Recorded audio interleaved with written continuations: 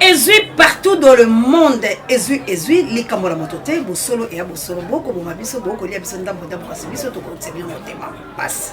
Merci Nabila Batibosoli Bakou, Yakolanda Biso, Namokolomalelona, Ezui, les bongo branche, Moko, Tochan Océan du Congo, la chaîne à Libération, et Paï Oto Akabakongo Mani, Esika Oto Panzaka, To Sasaka, Esika Oto Belaka, Moto, Ya Papa Le Moloto, Ekita, Eziki Sami, Salanyoso, Yabaloki, l'État Moini, l'État Assassin, Eziki Sami, Salamabe, Yabao Banso Bako Pundela Congo, dans le Lenge ya Malamute, Misala ya Satana, et Tumba Malamoto, Ya Papa Le Moloto, Ezali, Esika, Oyoto, sensibilisakato, conscientisakato, Salaka, éveil patriotique, Petolongolaka, peuple congolais la bolema, et Paiwa Pito, Kochalitono Nanzete Poete, Tobenga Yango Malamu, et Paiwa Pito, Kosala Mosala ya Jean-Baptiste, et Paiwa Pito, Kabomba Sinzili, Kobeta Kambela Negeto, Kobeta Boukoloba, et peuple congolais, Telema la Muka, Longo la bolema, Pe Okatantine, et Likambolayo, et Pai Oyo, To, Telema fermé fidèle au Kolabakou, qui a pour la cause de la vie, c'est quoi? Il y a République démocratique du Congo, et Pai Otomo Kundora Kamaloba, Koko, la biso les laboureurs, la biso Béché fouillé, ne laissez ni place que la mer repasse. Ezui équipé pour la télé États-Unis d'Amérique, Ezui Manananga Kunya de Langa, Ezui moi la mère de Brino na Autriche, Ezui anga mokonzi na Angleterre, papa na ko kele ba démarche na te pour makambo et ali pa makasika na sima makambo yo na ko kele kotala yango pe la ko pesa obiano. Ezui ah bana mvuluzi ingeta papa le frère de maman Clarisse, prompt rétablissement de maman, prompt rétablissement de papa Dieu, directeur de recherche stratégique. Ezui, papa le frère de maman Clarisse, Ezui, papa Michael, na France de maman Célestine. Ezui, maman ya moto mojali mozima mité. Ezui, maman missionnaire na plus 32, basi ya maombi, basi ya ngoya, tikanzambe alola azalabino. Ezui, maman la jolie, na Suisse, maman Samuel, ma bolongo toujours, maman Dolo. Ezui, Big Daniel Genda, Ezui Petit Frère Zola, Ezui Kilata, Ezui Charles Chobo, Ezui Apollinaire, mon alemba, Tongo grand frère propre, Ezui ah, vous avez tellement bélética, Ezui ma colope comme une amie de la carte 7, Penabana Yakimbanti qui m'a dit tout télémi, Ezui Tokobunda. Lelo Mokoloma, lelo c'est lelo, Kabouya puissant, même Abisso la Chango, que vive Mouza Nabala Chango, décidé, télémi, Bisso, Touyema.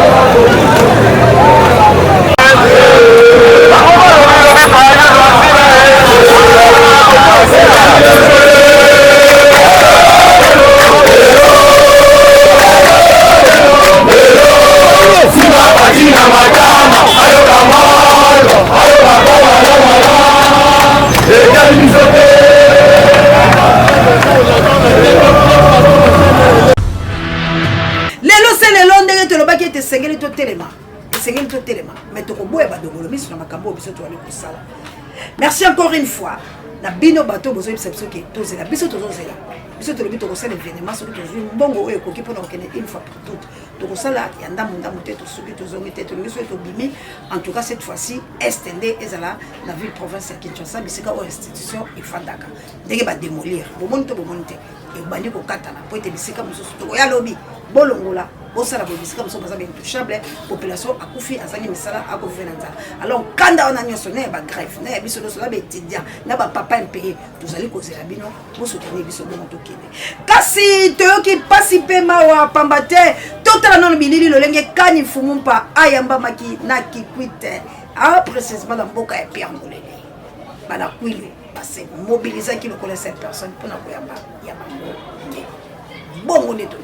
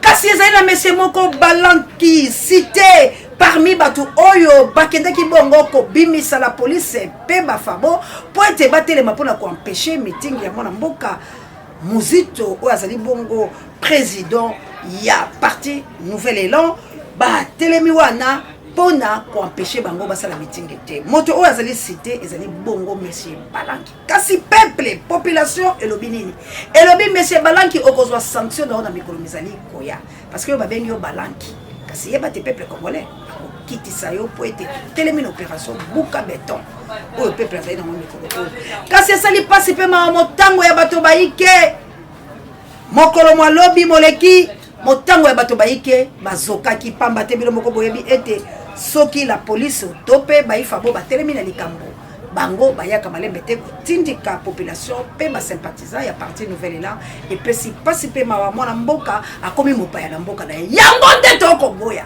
nalobaki lobi soki bandeko bolandaki nalobi ata ko bakotorture mama Oseya kasi mama Oseya sobundela musutu nalobaki yango afa makambo eya est-ce que olezaka prophétie te nayebi te bolukela mokombo natangaki bakombola bango babale nayebaki teke makambo ekosalama me nalobaki yango bolandi yango mpe l'émission nalobi nali kobundela mwana mboka muzitu po ete azala mopaya te na mboka na ye nazali kobundela mwana mboka Martin Fayulu Madidi po ete azala mopaya te na mboka na ye botala kasi ressortissant ya Kwilu azali mwana ya Kikwiti akei na mabele na ye ya Pierre Mulele akei asala mitinga éveiller conscience ya bandeko na ye kasi un Balanka il est qui Balanka Balanki aza nani monsieur yo aza nani na Congo po okota ozala parmi ba traître ya kopekisa mwana mboka congolais asala meeting na mboka na ye ça c'est grave niveau autokombo eza grave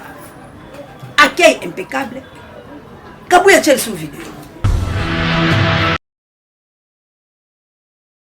Dès son arrivée aux portes de Kikwit, l'initiateur de Nouvel Élan et son épouse ont été accueillis par le secrétaire général de Nouvel Élan, Blanchard Mongomba, ainsi que la délégation des notabilités coutumières de cette contrée. Par la suite, l'initiateur de Nouvel Élan a eu droit à un véritable bain de foule de la part de nombreux militants et sympathisants qui, à bord de voitures et motos, tenaient à le saluer et communier avec lui, ce qui le conduira de temps à autre à sortir par le capot de sa Jeep. De là, la caravane motorisée va se diriger à un rythme cadencé vers le centre d'enrôlement. C'est à 16h14 que le couple Muzito débarque à l'Institut Luzolo de Kikwit 2, s'enrôler sous les ovations des militants et sympathisants. Il aura en tout et pour tout suffi 15 minutes au Premier ministre honoraire pour se soumettre à toutes les formalités d'usage jusqu'à la capture de la photo. Au sortir de cet exercice, Adolphe Muzito va exprimer sa satisfaction pour avoir accompli son devoir civique. Toutefois, il gardera un goût amer contre les autorités politico-administratives instrumentalisées par les autorités du pays pour avoir gâché la fête en interdisant le meeting qu'il devait tenir avec sa base. Plusieurs véhicules ont été réquisitionnés et des militants interpellés sur instruction d'un certain Ibalanki.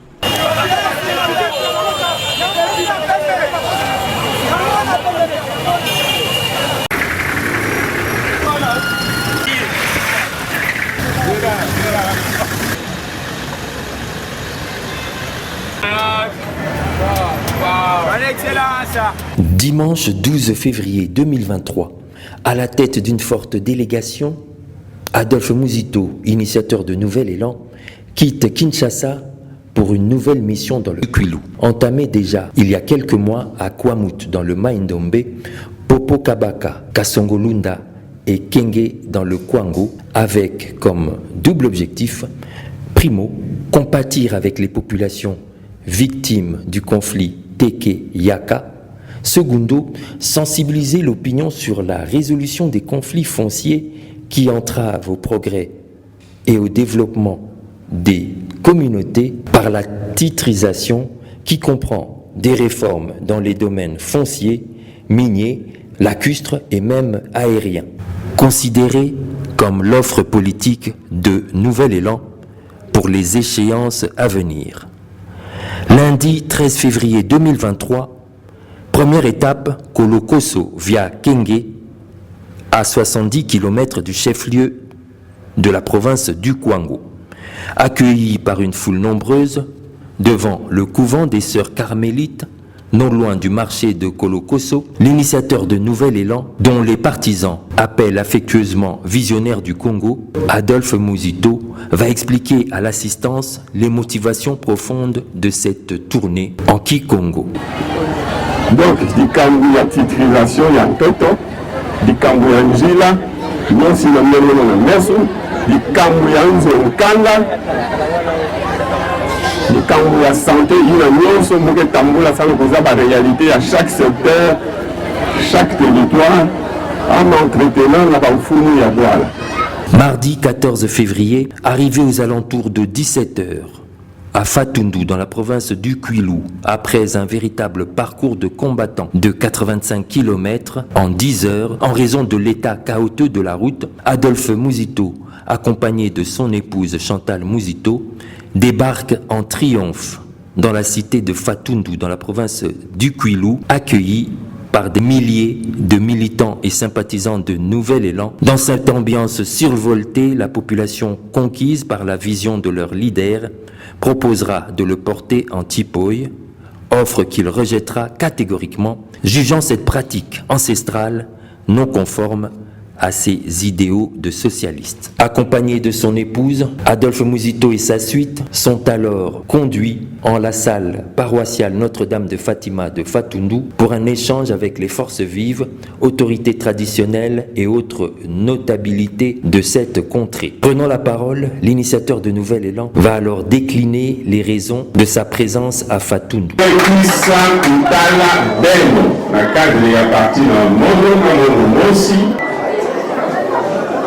Kagwana, Kunyana, Kulifwa, Vandaka, entre Bana ya Kongo, Bana ya Bandundu, Grand Bandundu, Yo Yantikaka na Kwamut.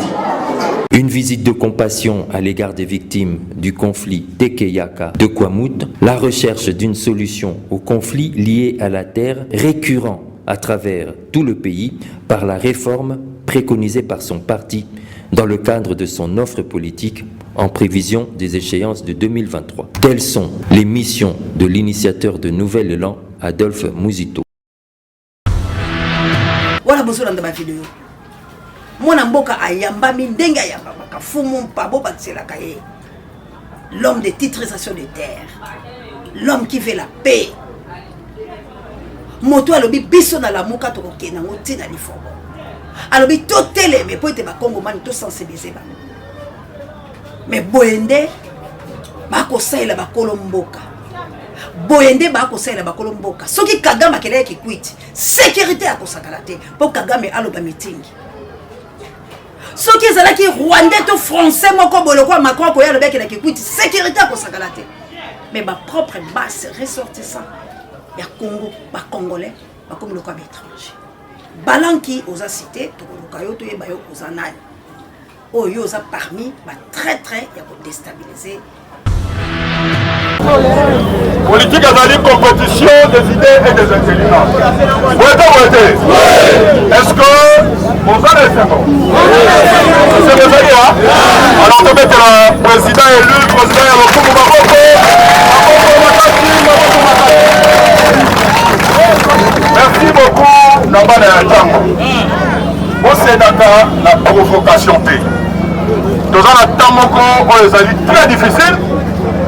Dans le Bimananzela, ils ont pour l'unité nationale, pour la cohésion nationale, pour la mission soutenir les soldats de la Lokumu, les FARDC, les services de sécurité, Oyo Bazali, Kopunda, Bitumba, Monene, Oyo, les alliés dans la partie est et en Boka Nabiso. Vous êtes au moment du lobby, le président élu à Tindelaki.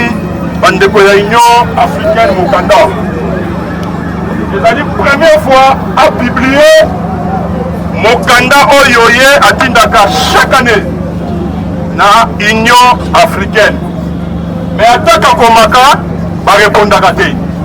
Mais cette fois décidé, na Mokanda Oyo à Tindeli Bango, à Tchayangope population Ayebake, Ye Azali Wana Pona Bomoko ya Congo.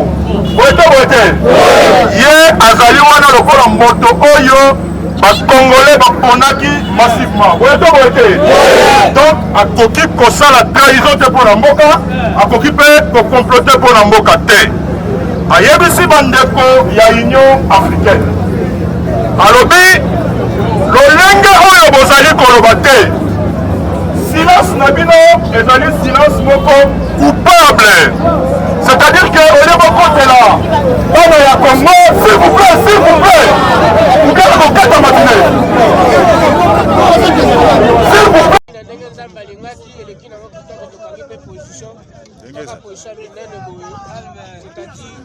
Nous devons sauver ce pays. Ouais, Nengezali. Ouais, Noko. Ouais, Nengezali Nasoya. Nengezali. Maître Tchétché na Lemba. Ouais. Wana aseli na mpanzi kuna.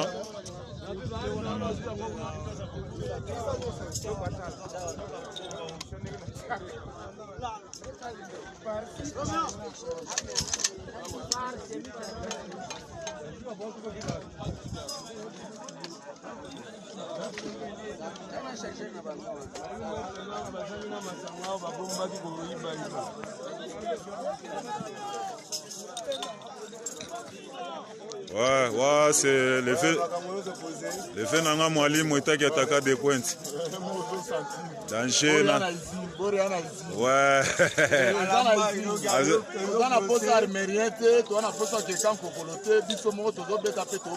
Alaga yo moko itaki mwalimu za wana. Avec kizaza za wana. Ndenge zali. Ouais. Ya. Koko. Ndenge zali. Oh, le roi Marquis. Tokos. Bien, vas-y job. Ouais, mon sinanga le graba oba. Vas-y kimbungu tulu penza. Ouais, oh, yemo kitenge. Normal. Ouais, en tout cas, na mona ki penza. Ouais, kokele loba na zo mona yo. Normal. Yeah. Ouais. Yeah.